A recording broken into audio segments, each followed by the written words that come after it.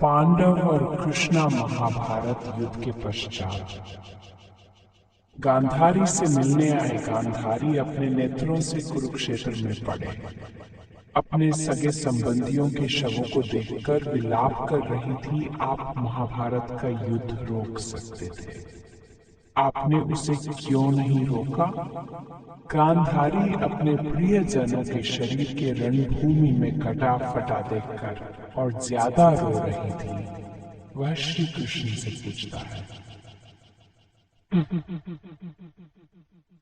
आप शकुनी के बसों को रोक सकते थे, मैं आज जानती हूं, फिर भी आपने क्यों नहीं रोका, हमारे साथ पक्षपात किया है। ये सुनकर वहां पर सभी की आंखों में आंसू आ गए। गांधारी ने कृष्ण से कहा, जिस तरह मेरा पूरा परिवार आपस में लड़कर खत्म हो गया है, तुम्हारा वंश भी खत्म हो जाएगा और अपने लोग तुम्हारे सामने एक दूसरे को मार डालेंगे।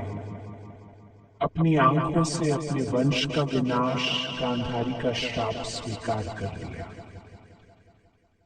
क्या सच में उन्होंने कौरव के साथ पक्षपात के पीछे कोई बड़ा कारण था?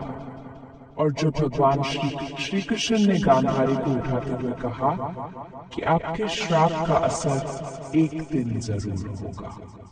भगवान श्री कृष्ण ने कहा कि ये सिर्फ मेरे प्रति सच्ची श्रद्धा की वजह से नहीं, बल्कि बदलते समय की वजह से भी होगा।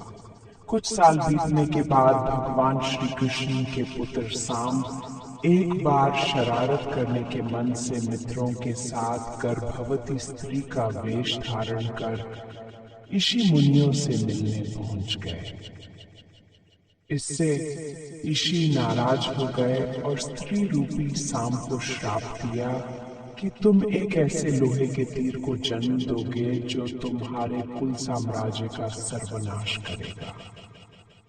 कुछ समय बाद द्वारका में सुदर्शन चक्र, श्री कृष्ण का शंख, उनका रथ और बलराम के हल का अदृश्य हो जाने जैसी अशुभ घटनाएं हुई।